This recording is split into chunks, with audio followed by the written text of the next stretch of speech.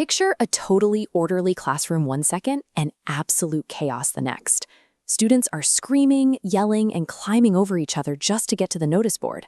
The midterm trip destinations at Santa Ana Girls' School just dropped. Right in the middle of this swarm is a famously tight-knit crew known around campus as the Thunderbirds. They're a group of 10 friends who do absolutely everything together. While everyone else is fighting over popular vacation spots like Jaipur or Kasali, the Thunderbirds employ a surprisingly clever strategy. They decide to find the trip with the fewest signups, guaranteeing they get maximum freedom. They lock in their choice, a rugged mountain trek from Magra to Sahastradhara.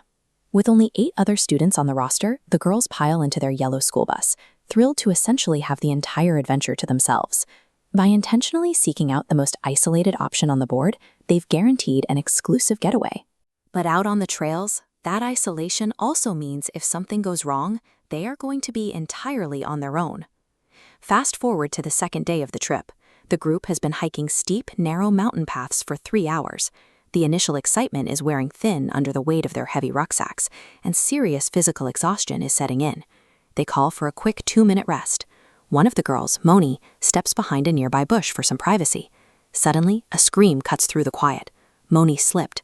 Her friends find her dangling 10 feet below the trail, holding on to a flimsy clump of wild grass, barely keeping herself from falling further. Looking past her, the drop is sheer. The valley floor is dark, misty, and hundreds of feet down. The girls are completely out of reach. They simply cannot just lean down and pull her back up by the arm. Down on the ledge, panic is taking over.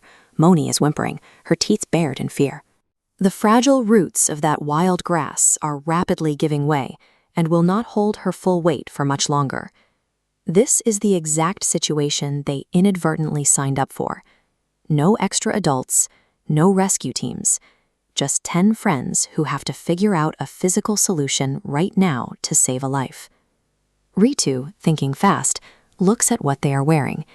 She realizes their school uniforms contain the exact materials they need to bridge that 10-foot gap.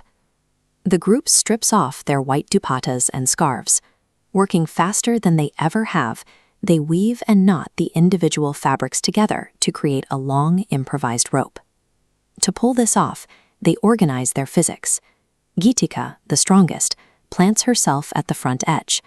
The rest of the girls fall into a straight line behind her, anchoring the weight to pull as a single unified machine. The rope drops in front of Moni's face. She has to do the hardest part: let go of the grass.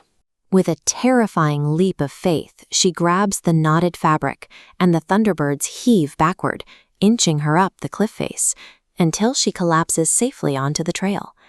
The intense tension finally breaks with hugs and exhausted sobbing. And then a sharp yelp rings out. Priyanka accidentally brushed against a wild bichubuti plant, a local weed that causes intense itching, filling the quiet mountain air with entirely new groans. They survived a near disaster, not because anyone had superhuman strength, but because they physically linked all of their resources together. The massive strength of the final rope came entirely from the overlapping knots connecting those separate pieces of fabric together. Language construction follows this same logic, combining smaller parts to solve bigger problems. We rely on specific vocabulary to categorize high-stakes emotions. The view was breathtaking, meaning it was deeply impressive. The girls shuddered. They literally shook with fear. And in the end, they were triumphant or successful in their struggle. English creates compound words by smashing distinct words together. When words merge completely, like backpack, they are closed compound words. If separated by a space, like remote control, they are open. Finally, hyphenated words bridge 2 parts with a dash, like the bichubuti plant. A single piece of fabric couldn't reach Moni, and sometimes a single word isn't precise enough to capture a specific thought. You have to weave them together to get the job done. Once you have your words built, you have to organize them.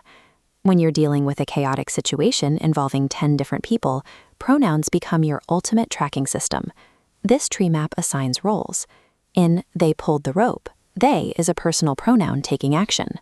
Saying the idea was hers uses a possessive pronoun assigning ownership.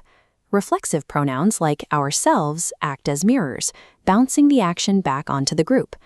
Finally, we use emphatic pronouns to claim total, undeniable credit. Think about these kids decorating a tree. If they say, "We ourselves decorated it," that word ourselves emphasizes that they did the work. Nobody else helped them. Whether you are anchoring a makeshift rope on a terrifying mountain ledge or structuring a complex sentence on your next English exam, success comes down to the same principle.